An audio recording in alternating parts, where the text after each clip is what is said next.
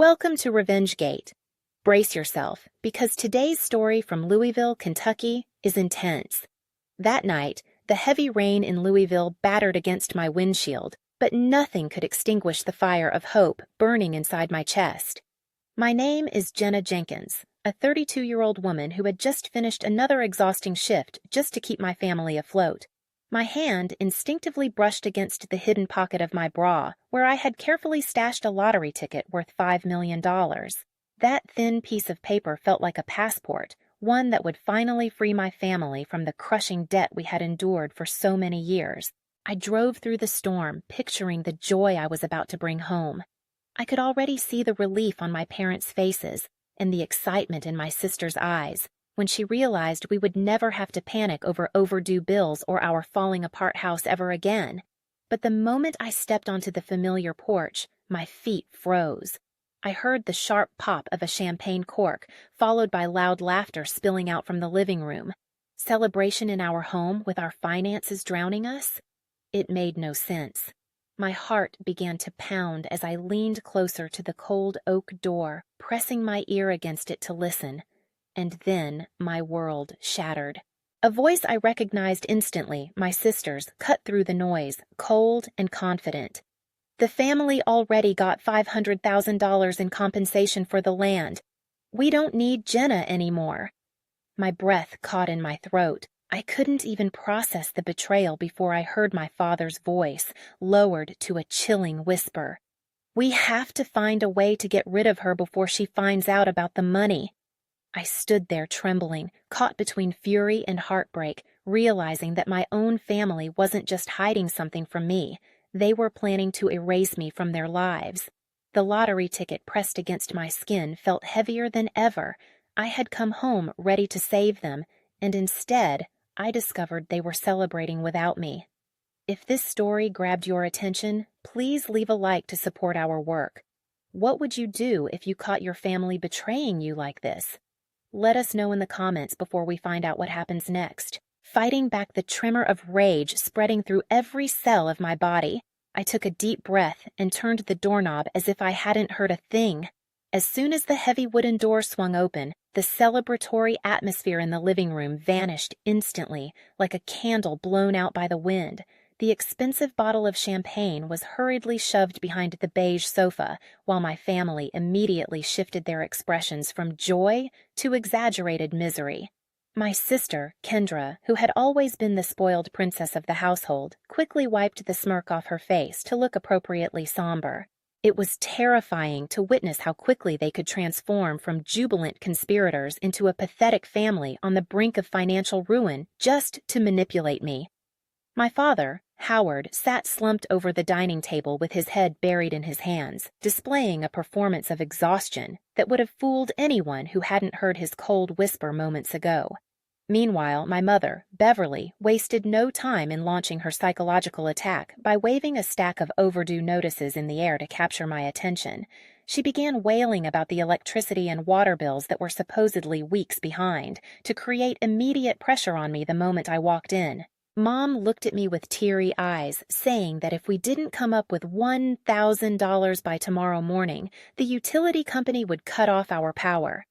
I walked past them with a heavy heart, knowing exactly what cruel game they were playing, but I decided to test their honesty one last time before making my move. I casually mentioned a rumor I heard at work regarding the port area being cleared for compensation to see if they would confess their good fortune or double down on their deception. I asked them directly if they had heard anything about neighbors receiving settlement offers because people were talking about a buyout. Mom immediately denied it with a straight face, claiming it was just malicious gossip, and insisted we were still on the brink of foreclosure without money for bank interest. She scolded me for listening to idle talk when I should be focusing on working harder to save the roof over our heads. Her ability to lie while looking directly into my eyes made my stomach churn with nausea because I knew the money was already sitting in their account. Kendra sat on the plush armchair, filing her nails with an indifference that made my blood boil as she demanded I hand over my paycheck immediately. She claimed she needed cash for prescription migraine medication because her head was splitting open from the stress of our poverty and lack of food. However, the overpowering scent of designer perfume wafting off her neck told a completely different story about where the money would actually go. I knew that specific scent cost more than our monthly grocery budget, but I kept my expression neutral to avoid raising suspicion about what I knew. Kendra glared at me impatiently, asking why I was standing there staring instead of being useful to the family that raised me. Dad finally lifted his head and slid a thick manila folder across the table toward me with a sense of urgency that felt incredibly forced. He explained that I needed to sign the documents titled Property Management Authorization and Waiver of Inheritance to help him restructure the debt with the bank. He lied smoothly, saying it was just a formality to legalize the paperwork for creditors so we could keep the house for another year. In reality, I knew this was the tool he intended to use to strip me of my rights to the property before kicking me out. He pushed a pen into my hand, telling me to sign it right now so he could take it to the bank first thing in the morning. I picked up the pen but allowed my hand to shake slightly so I could feign a sudden wave of dizziness, claiming the double shift had exhausted me. I told them I needed to lie down for an hour before I could focus on reading legal documents, which annoyed them visibly. But they had no choice but to let me go. I retreated to my bedroom and locked the door securely before pulling the chair over to the ventilation grate on the ceiling. I carefully tucked the $5 million lottery ticket into the small gap under the air vent where nobody would ever think to look. Instead of turning onto the familiar route to work the next morning, I drove straight to the Louisville Urban Planning Office because I needed concrete evidence before making my next move against them. The towering municipal building stood near the riverfront, casting a long shadow over the street that felt strangely ominous given the life-altering secrets I was about to uncover inside. I approached the records counter with a knot of anxiety tightening in my stomach and requested the public zoning documents regarding the residential block where my family lived. The clerk adjusted her glasses and typed the address into her computer with a rhythmic clacking that echoed loudly in the quiet room, while I held my breath, waiting for the truth to appear. She turned the monitor toward me and confirmed that our entire neighborhood was indeed designated for an urgent acquisition by a massive logistics corporation intending to expand their riverfront warehousing operations. My heart hammered against my ribs when she revealed the actual compensation package was significantly higher than the vague rumors Mom had dismissed so easily the night before. The official document stated clearly that the buyout price for our property was $500,000, which was a fortune that could change our lives forever. I felt the blood drain from my face when the clerk showed me the preliminary agreement featuring a signature I knew better than my own hand. Dad had already signed the paperwork authorizing the sale, and the system showed that a 50% deposit had been transferred to his personal account last week. They had been sitting on $250,000 while watching me work double shifts to pay for their groceries and pretending we were on the brink of foreclosure. I walked out of the government building feeling lightheaded from the sheer magnitude of their deception, and immediately dialed the customer service number for our bank to investigate further. Since my name was still on the joint account used for mortgage payments, I had every right to inquire about recent transaction history without needing their permission. The representative verified my identity, and I asked her to look for any unusual spending patterns in the last few days because I suspected unauthorized access by a family member. The silence on the other end was deafening before she listed a series of exorbitant purchases at high-end fashion boutiques that I never shopped at. The bank representative hesitated slightly before speaking up in a professional yet concerned tone. "Ma'am, I see a transaction for $5,000 at the Gucci store in the downtown mall posted yesterday. Do you want to confirm if this amount is fraudulent?"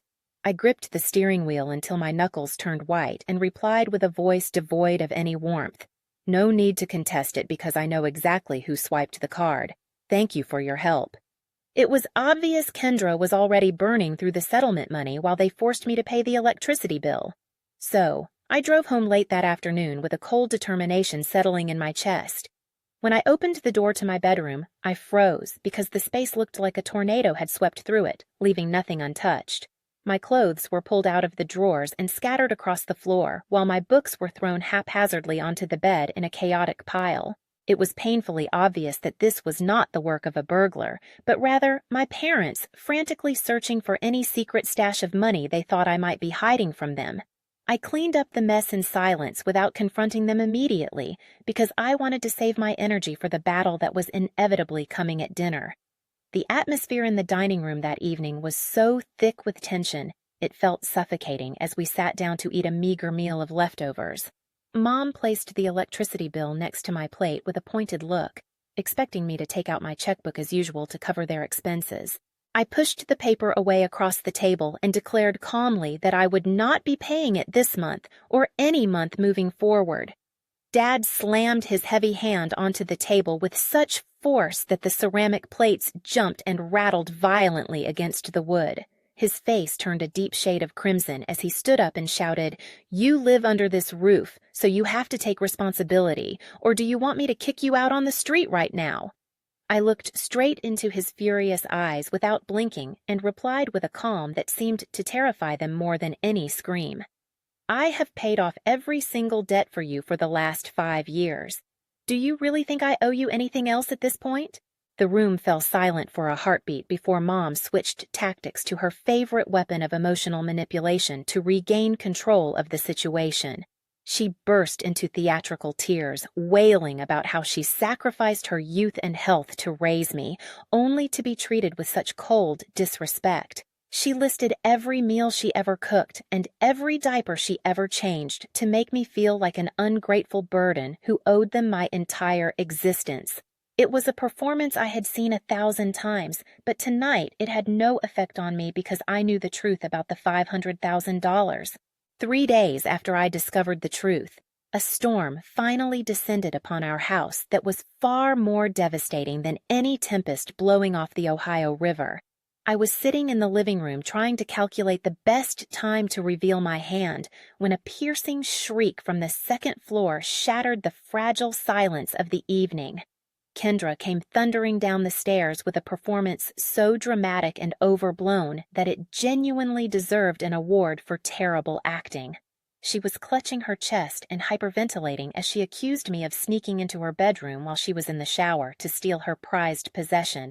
She claimed I had taken her gold, diamond-encrusted necklace, which was a ridiculous accusation because I knew for a fact she had pawned it days ago to fund her secret shopping spree. Kendra stormed into the living room and pointed a perfectly manicured finger directly in my face while screaming at the top of her lungs to make sure the neighbors heard. She glared at me with fake tears streaming down her face and yelled, "It was you! I saw you lurking in front of my room earlier today.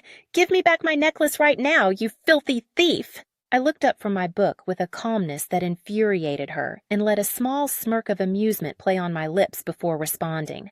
I looked her dead in the eye and said with dripping sarcasm, "You sold that necklace to buy your new designer handbag, didn't you? Kendra, stop acting because you are terrible at it." Howard and Beverly didn't even pause to consider the logic of my statement or ask for a shred of proof before jumping to defend their precious golden child. They immediately assumed the role of long-suffering parents who were heartbroken to discover they had raised a criminal under their own roof. It was sickening to witness how seamlessly they coordinated this attack, as if they had rehearsed the entire scene in front of a mirror to ensure maximum impact. Mom clutched her pearls and looked at me with an expression of profound disappointment while muttering about how she had failed as a mother to raise such a dishonest daughter. Dad slammed the document titled Waiver of Residence and Inheritance onto the coffee table with a force that made the wood groan under his fist. He looked at me with cold eyes and delivered the ultimatum they had clearly been planning since the moment the settlement money hit their account. He told me I had 2 choices, which were to sign the paper and leave immediately, or he would call the police to have me arrested for grand larceny. He claimed he didn't want to see his own daughter in handcuffs, but he would do what was necessary to protect the integrity of this family. A cold realization washed over me as I looked at the paper, because this was exactly the method to get rid of me that he had whispered about that night. They had manufactured a crime to force me out of the house so they could keep the entire $500,000 without sharing a cent. It was a perfect trap designed to strip me of my dignity and my home in one fell swoop, leaving me with nothing but the clothes on my back. They expected me to beg for forgiveness or plead for mercy, but they had severely underestimated the person standing in front of them. I picked up the pen with a steady hand and looked at them with pity instead of the fear they expected to see in my eyes. I signed my name across the bottom of the page, knowing that this worthless scrap of paper meant nothing compared to the $5 million lottery ticket sitting safely in my pocket. The silence in the room was deafening as the sound of the pen scratching against the paper sealed my departure from this toxic environment forever. I stood up slowly and walked toward the door where I had already hidden my suitcase earlier that day in anticipation of this very moment. Before I stepped out into the night, I turned around to look at the three people who were supposed to be my family one last time. I met their smug gazes with a look of absolute confidence and said, "You people want me to leave, that is fine, but do not regret it when you realize you just kicked out the most valuable thing in this entire house." I didn't wait for their response as I turned around and walked out into the dark Louisville night without looking back at the crumbling house that was no longer my home. The rain had stopped, but the air was crisp and clean as I hailed a taxi to take me away from that nightmare. I settled into the leather seat of the cab and told the driver to take me straight to the most luxurious 5-star hotel in the downtown district because my life as a millionaire was about to begin. 1 week after I left, instead of feeling guilty or worried, my family began a dirty media campaign designed to destroy my reputation completely in the eyes of our community. Kendra took to Facebook and Instagram with a vengeance, posting long diatribes that painted a horrific and false picture of my character to anyone who would listen. She fabricated a detailed story claiming that I was an ungrateful daughter who had fallen into a spiraling drug addiction and stolen our elderly parents' retirement savings before running off with a secret boyfriend. The notification bubbles on my phone exploded with messages from mutual acquaintances, asking for explanations or simply blocking me based on her lies. But I refused to engage with the drama publicly. I knew that trying to defend myself in the comment section would only fuel their fire. So I chose to remain completely silent while I prepared my counterattack in the shadows. While they were busy destroying my past, I was busy securing my future by visiting the lottery headquarters to claim my $5 million prize. I opted for the anonymous claim option to keep my name out of the local news for now because I needed the element of surprise on my side. The reality of the situation hit me with overwhelming force when the funds were wire transferred and I saw that astronomical number sitting in my new bank account. Seeing those zeros gave me a sense of security and power that completely erased the sting of their betrayal and allowed me to think clearly for the first time in years. With financial freedom firmly in my grasp, I immediately signed a lease for a luxurious penthouse apartment that offered a breathtaking panoramic view of the majestic Ohio River.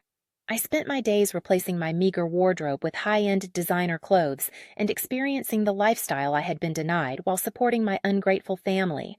However, simply living well in private was not enough because I needed to execute a plan that would expose their treachery to the world in the most humiliating way possible.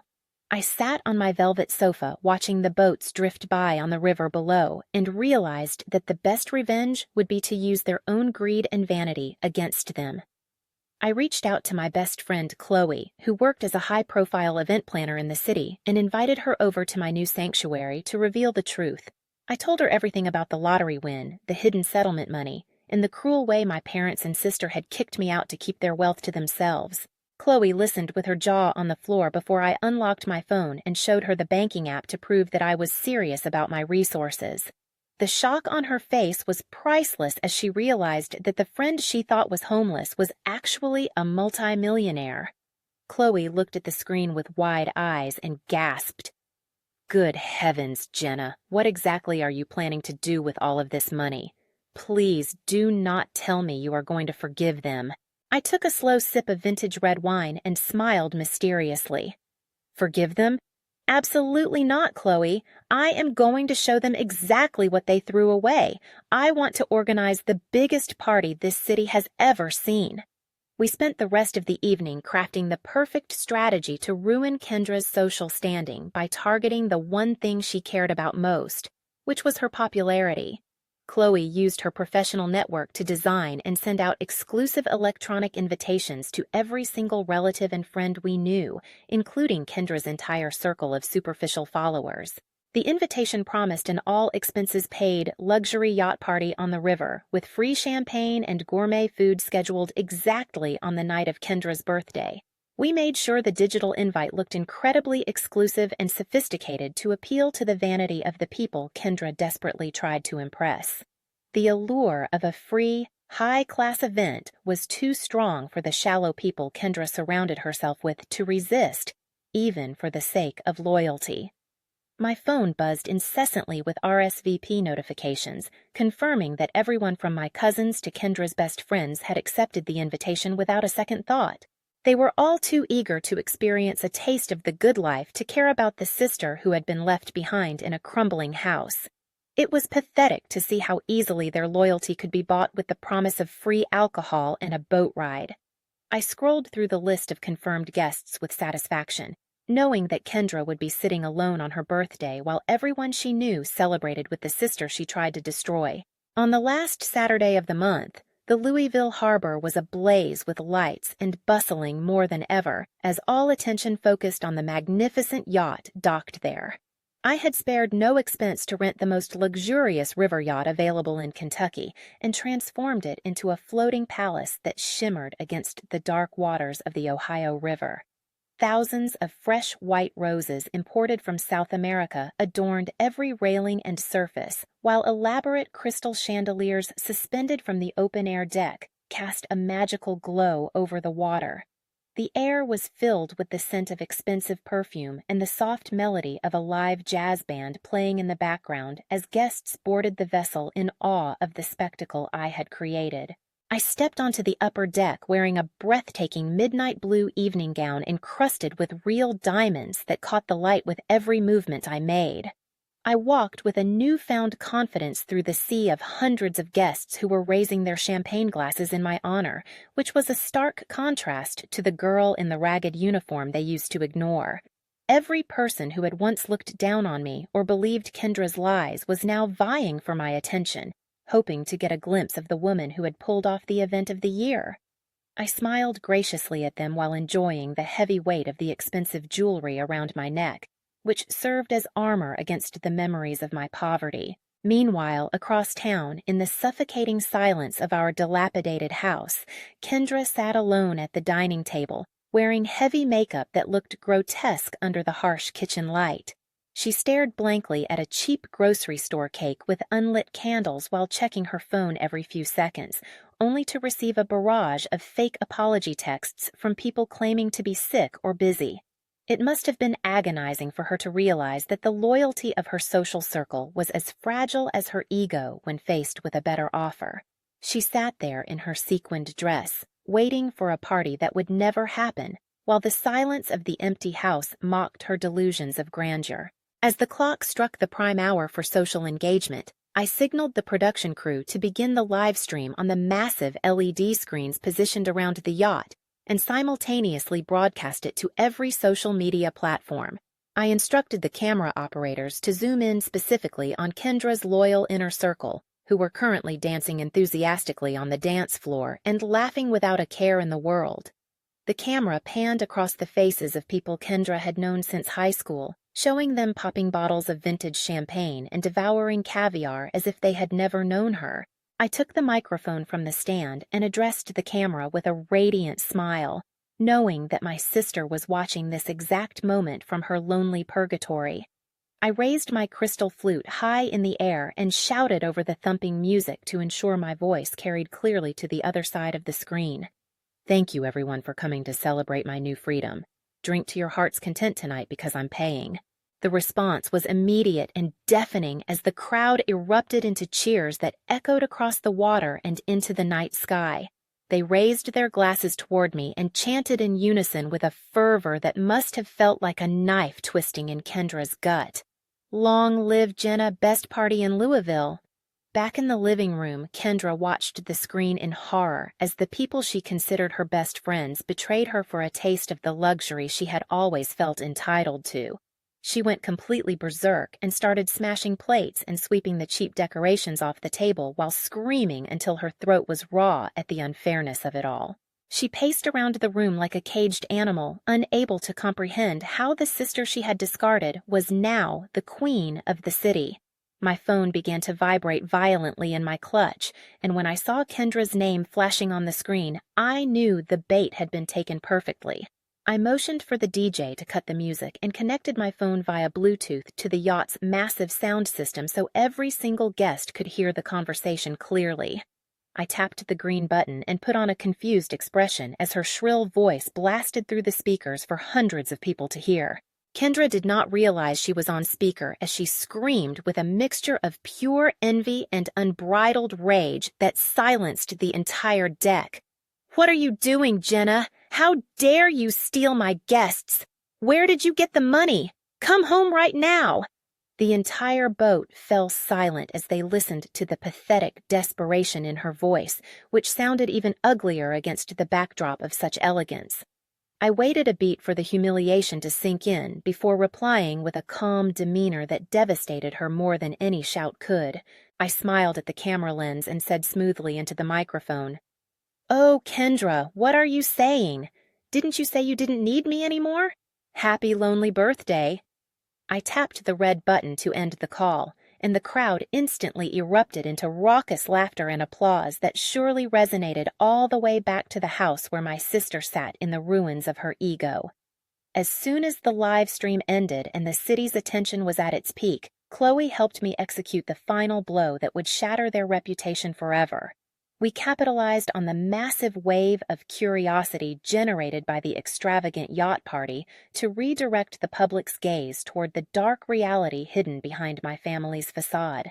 Chloe sat next to me with her laptop open and uploaded a comprehensive digital dossier we had meticulously compiled titled "The Truth Behind the Jenkins Family" to every major community forum and neighborhood group in Louisville.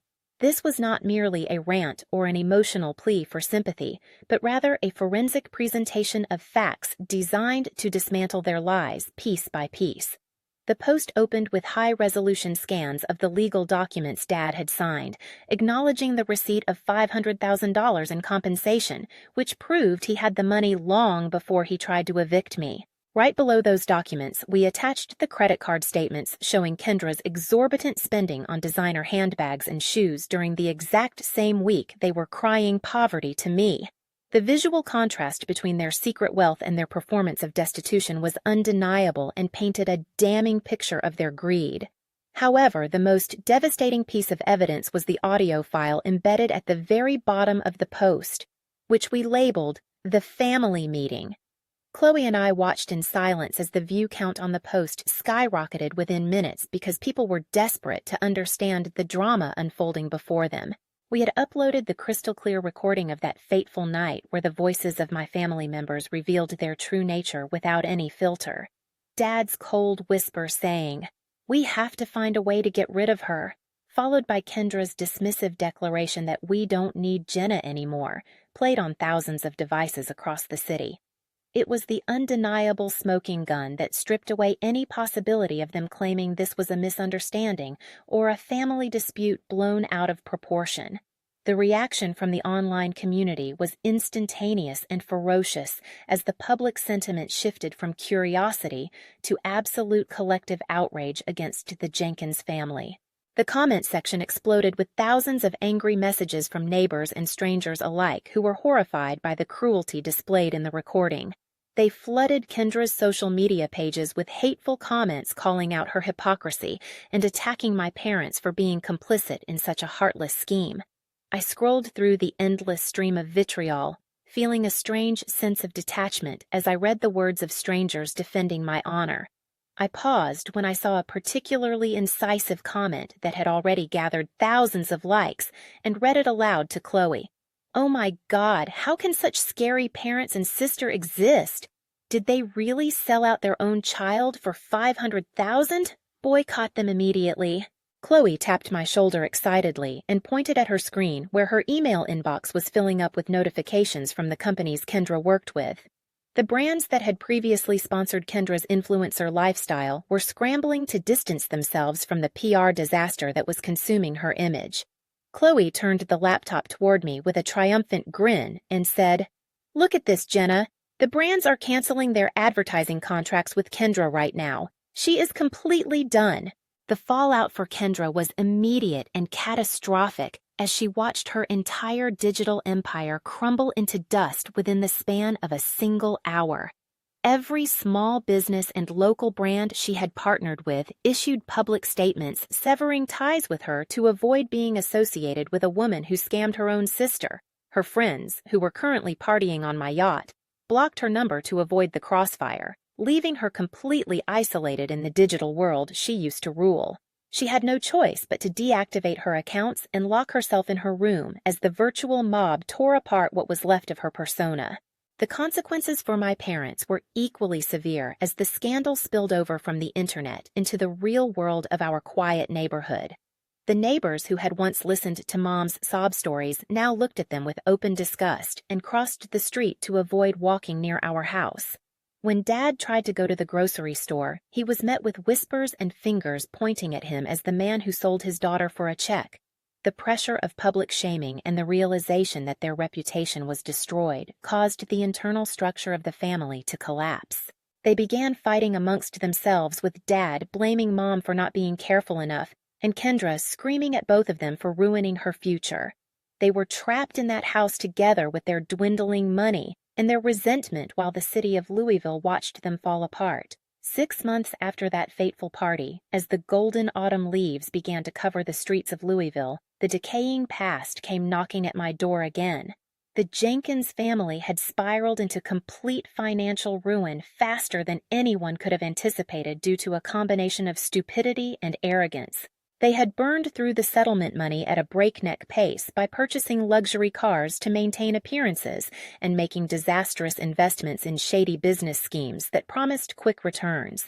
To make matters worse, the tax authorities had launched a full investigation into their finances after discovering they had fraudulently underreported the compensation money to avoid paying their fair share. The resulting fines and legal fees had drained every last cent they had left, leaving them with absolutely nothing but the clothes on their backs and a mountain of debt. They somehow managed to track down the address of the high-security apartment complex where I lived and gathered at the front gate, looking like ghosts of their former selves. I watched the security feed from inside my penthouse and saw 3 haggard figures standing nervously by the intercom who looked nothing like the arrogant people who had kicked me out. Dad looked decades older with stooped shoulders and gray skin, while Mom appeared frail and terrified as she clutched her handbag with trembling hands. They looked so pathetic and small against the imposing steel gates of my building that it was almost difficult to believe these were the same people who had once held so much power over me.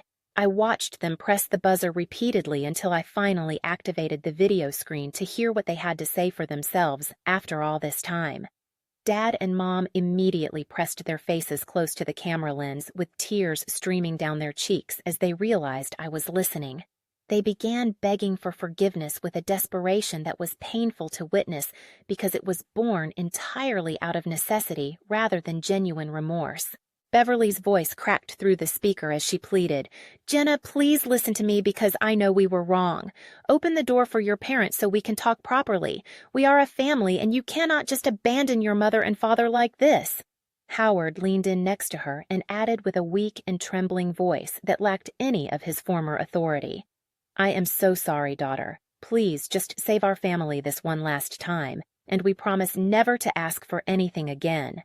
I shifted my gaze to the figure standing silently behind them and saw Kendra looking down at her scuffed shoes without daring to lift her head.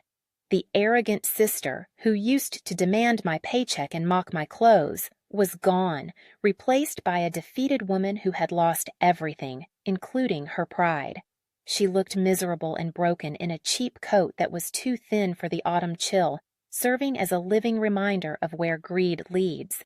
Seeing them in this state did not bring me the rush of joy I thought it would, but neither did it bring me any sadness. I looked at them one last time through the digital screen and felt a profound sense of lightness, as if the last shackle binding me to them had finally snapped. I pressed the talk button and spoke with a calmness that signaled the absolute end of our relationship. I enunciated every word clearly to ensure they understood that this was not a negotiation, but a final verdict on their actions. I looked directly into the camera lens and said, "You people sold me for $500,000. The transaction ended on the night you kicked me out. Do not ever come back here again." I switched off the monitor without waiting for their reaction and immediately picked up the phone to call the building's security desk. I requested that the guards remove the 3 individuals loitering at the gate for harassment and disturbing the peace. I did not stay to watch them being escorted away because they were no longer part of my story. I walked out onto the spacious balcony where the cool wind off the Ohio River brushed against my face, carrying the scent of fall.